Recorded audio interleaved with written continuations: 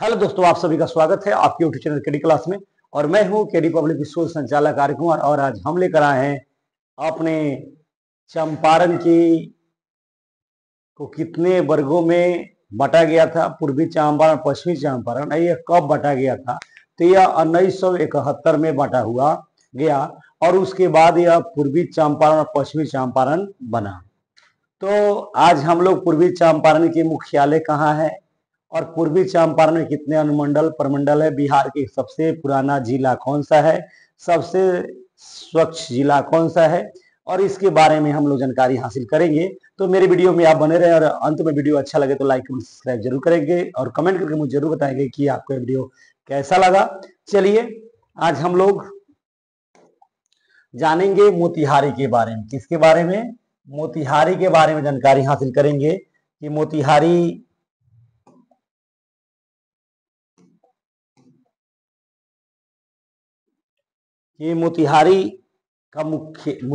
किसका मुख्यालय है, इसकी स्थापना। तो आप देख रहे होंगे यहाँ पर पूर्वी चंपारण जिला है और पूर्वी चंपारण जिले का मुख्यालय कहाँ है? तो मोतिहारी है ना। बहुत लोग बताते हैं कि जिला मोतिहारी है तो जिला पूर्वी चंपारण है, लेकिन नहीं, पूर्वी चंपारण जिला है और जिला का मुख्यालय मोतिहारी है। इसकी स्थापना होती है मोतिहारी की स्थापना यानी पूर्वी चंपारण जिला की स्थापना होती है 1971 में होती है। आप ये देख रहे होंगे महात्मा गांधी सत्याग्रह स्मारक, MS कॉलेज मोतिहारी, और ये थैमल देखकर ही आपको समझ में आ रहा होगा कि आज का जो वीडियो है वह मोतिहारी पर ही आधारित है।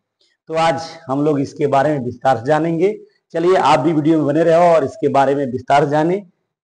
चलिए क्वेश्चन नंबर 1 है, कह रहा है पूर्वी चंपारण। क्वेश्चन नंबर 1 है कि पूर्वी चंपारण जिले का मुख्यालय कहाँ है? तो आपका जवाब होगा पूर्वी चंपारण जिले का मुख्यालय मोतिहारी होगा। पूर्वी चंपारण जिले का मुख्यालय कहाँ है? तो मोतिहारी है। फिर पूछ रहा है दूसरा नंबर क्वेश्चन, पूर्वी चंपारण जिले का निर्माण कब हुआ था? तो 1971 में हुआ था। इसके पहले यह चंपारण हुआ करता था और इसे 2 भागों में बांटा गया। एक का नाम रखा गया पूर्वी चंपारण और दूसरा का रखा गया पश्चिमी चंपारण।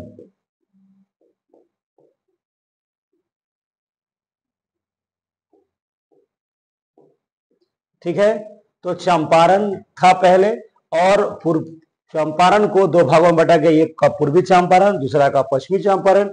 यह कब बंटवारा हुआ? 1971 में। तब जाकर हमारा पूर्वी चंपारण जिला अस्तित्व में आया और उसका नाम रखा गया पूर्वी चंपारण। कब? 1971 में। तो आपसे पूछा जाए कि पूर्वी चंपारण का जिले का निर्माण कब हुआ था? तो 1971 में हुआ था। चलिए अगला सवाल कह रहा है, अगला सवाल है कि पूर्वी चंपारण जिले की चौहद्दी कौन सी है? तो पूर्वी चंपारण जिले की चौहद्दी होगी दक्षिण में। क्या होगा? तो दक्षिण उत्तर में होगा आपका नेपाल। क्या होगा? उत्तर में नेपाल। पूर्वी चंपारण जिले की चौहद्दी आप पढ़ रहे हैं, उत्तर में नेपाल होगा, दक्षिण में मुजफ्फरपुर होगा। क्या होगा? दक्षिण में मुजफ्फरपुर, पूरब में शिवहर तथा सीतामढ़ी होगा। कौन सा? पूरब में शिवहर तथा सीतामढ़ी, और पश्चिम में होगा आपका क्या होगा? तो चंपारण, पश्चिमी चंपारण होगा। तो आप पूर्वी चंपारण जिले की चौहद्दी है। उत्तर में क्या है? तो उत्तर में आपका देख रहे होंगे नेपाल है। दक्षिण में क्या है? मुजफ्फरपुर। उत्तर में नेपाल, दक्षिण में मुजफ्फरपुर, पूरब में शिवहर और सीतामढ़ी है, और पश्चिम में पश्चिमी चंपारण है। तो आप मेरे ख्याल से पूर्वी चंपारण जिले की चौहद्दी जान चुके हैं। और आपके घर में अगर छोटे बच्चे भी हैं तो उन्हें भी आप जरूर सिखाएं कि आप पूर्वी चंपारण जिले से में हैं और पूर्वी चंपारण जिले का मुख्यालय कहाँ है, उसकी चौहद्दी कहाँ है। ये सभी हमारे बच्चों के जबान पर रहना चाहिए। तो मैं फिर से एक बार रिकॉल कर दूं कि पूर्वी चंपारण जिले का मुख्यालय चौहद्दी क्या है? तो उत्तर में नेपाल है, दक्षिण में मुजफ्फरपुर है, पूरब में शिवहर समस्तीपुर है, पश्चिम में पश्चिमी चंपारण है। चलिए अगला सवाल को हम लोग देखें। कह रहे हैं पूर्वी चंपारण जिले का क्षेत्रफल कितना है?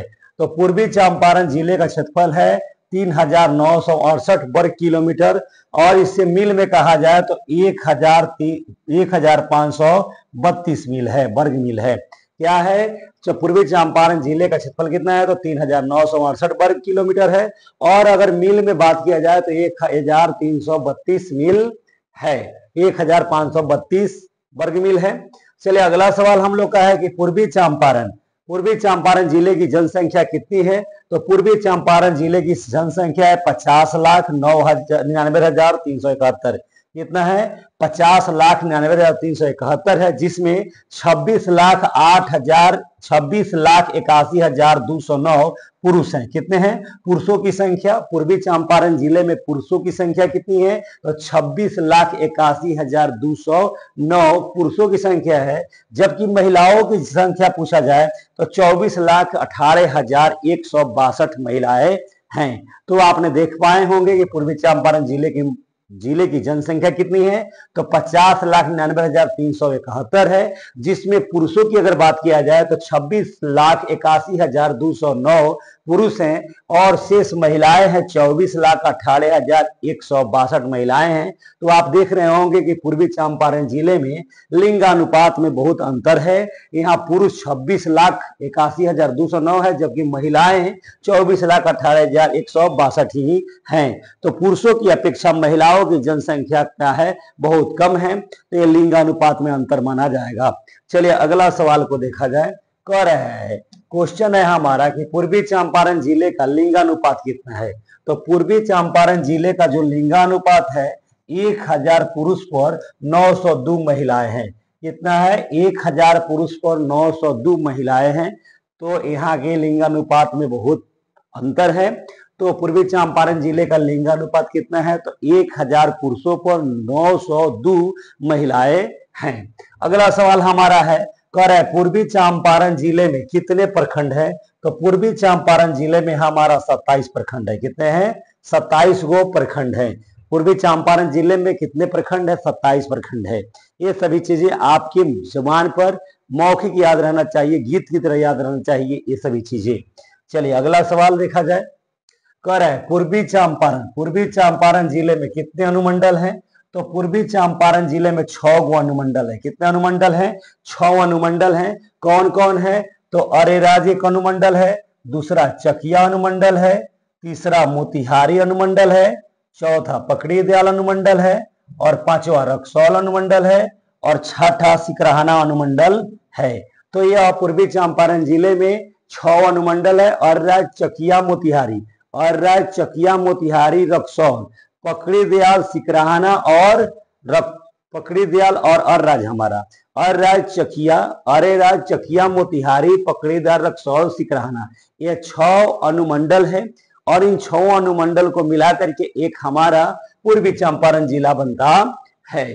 तो आपने देखा होगा कि पूर्वी चंपारण जिले में कितने अनुमंडल हैं, तो 6 हैं। कौन कौन है, अरेराज चकिया मोतिहारी रक्सौल पकड़ी दयाल सिकराहाना है। चलिए अगला सवाल है, सवाल नंबर अगला है कि पूर्वी चंपारण जिले में कितने गांव है, तो पूर्वी चंपारण जिले में गांवों की संख्या है 1,346 गांव है। कहां पे, तो पूर्वी चंपारण जिले में 1,346 गो गांव हैं। पूर्वी चंपारण जिले के प्रमुख तीर्थ स्थल कौन कौन से हैं, तो पूर्वी चंपारण जिले के प्रमुख तीर्थ स्थल हैं हमारा सोमेश्वर नाथ धाम। क्या है, सोमेश्वर नाथ धाम, यह अरेराज में पड़ता है, बाबा सोमेश्वर नाथ धाम। चलिए उसके बाद सीताकुंड है, या सीताकुंड है, कुंड है, या सीता कुंड हमारे पिपरा कोठी में पड़ता है, और तीसरा केसरिया बौद्ध स्तूप है। यह इसके अलावा भी और सारे तीर्थ स्थान हैं जो छोटे छोटे हैं, लेकिन यह बहुत बड़े बड़े तीर्थ स्थान हैं। चलिए अगला सवाल हमारा है, कह रहा है पूर्वी चंपारण जिले के प्रमुख नदी कौन सी है, तो पूर्वी चंपारण जिले की प्रमुख नदी है बूढ़ी गंडक। कौन सी है, बूढ़ी गंडक और बागमती है।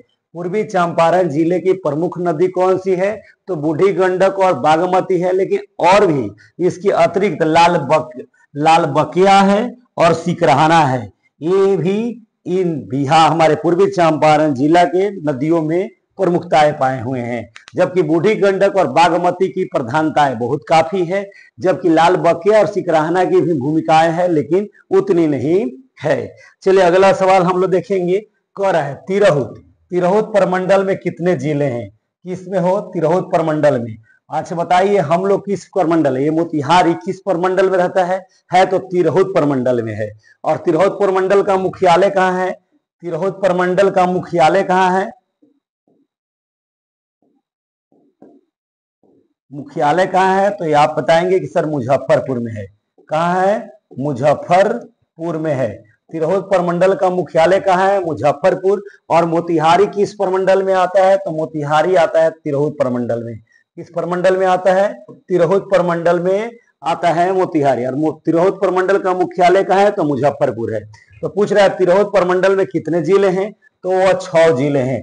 तिरहुत प्रमंडल में कितने जिले हैं? 6 जिले हैं। एक में है मुजफ्फरपुर जिला, दूसरा है पश्चिमी चंपारण जिला, तीसरा है पूर्वी चंपारण जिला, चौथा है वैशाली, पांचवा है सीतामढ़ी, छठा है शिवहर। ये 6 जिले हैं जो कि तिरहुत प्रमंडल के अंतर्गत आते हैं। और तिरहुत प्रमंडल का मुख्यालय कहाँ है? तो मुजफ्फरपुर है। आप बताएंगे। तो यह 6 तिरहुत प्रमंडल में 6 जिले हैं, मुजफ्फरपुर, पूर्वी चंपारण, पश्चिमी चंपारण। मुजफ्फरपुर, पूर्वी चंपारण, पश्चिमी चंपारण, वैशाली, सीतामढ़ी और शिवहर। सीतामढ़ी और शिवहर दोनों पहले एक ही जिला था, लेकिन ये दोनों क्या हुए कि बट गए। कब? 2001 ईस्वी में बट गए और सीतामढ़ी अलग हो गया, शिवहर अलग हो गया। 2001 से पहले, कब? 2001 से पहले ये दोनों 2001 से पहले दोनों एक ही जिला हुआ करते थे, सीतामढ़ी और शिवहर। लेकिन 2001 में सीतामढ़ी और शिवहर बट गया और सीतामढ़ी अलग जिला बन गया और शिवहर एक अलग जिला बन गया। चलिए अगला सवाल कह रहा है बिहार, बिहार का सबसे पुराना जिला कौन सा है? सबसे पुराना, बिहार का सबसे पुराना जिला कौन सा है? तो वह है पूर्णिया है। बिहार का सबसे पुराना जिला पूर्णिया है। इसकी स्थापना ब्रिटिश शासनकाल में 1770 ईस्वी में हुआ था। 1770 ईस्वी में ब्रिटिश काल में ही इसका निर्माण हो चुका था पूर्णिया जिला का। कर रहा है अगला क्वेश्चन है, बिहार का सबसे नया जिला कौन है? तो बिहार का सबसे नया जिला है अरवल। बिहार का सबसे नया जिला, बिहार का सबसे नया जिला कौन सा है? तो बिहार का सबसे नया जिला हमारा है अरवल। यह 2020 अगस्त 2001 को निर्माणाधीन हुआ, यानी 20 अगस्त 2001 ईस्वी को अरवल जिला का निर्माण हुआ और अरवल जिला एक हमारे बिहार राज्य का एक हिस्सा बना। नहीं, बिहार राज्य में पहले 37 जिला थे, लेकिन जैसे जैसे अरवल बना और 38वां जिला बन करके हमारे बिहार का एक हिस्सा बन गया और आज हम लोगों के समीप ये जिला दिखाई देता है। चलिए अगला सवाल है, कह रहा है बिहार का सबसे शिक्षित जिला, बिहार का सबसे शिक्षित जिला कौन सा है? तो वह है रोहतास है। और रोहतास जिला बिहार का सबसे शिक्षित जिला रोहतास है और धान के भी पैदावार में प्रथम स्थान रखते हैं। धान के पैदावार में यह बहुत अधिक आगे बढ़े हैं और गेहूं के भी पैदावार में, गेहूं के भी पैदावार में यह सबसे आगे है। धान और गेहूं के पैदावार में सबसे आगे रोहतास जिला है। ये पश्चिमी चंपारण भी, पश्चिमी चंपारण भी हमारा, पश्चिमी चंपारण जिला,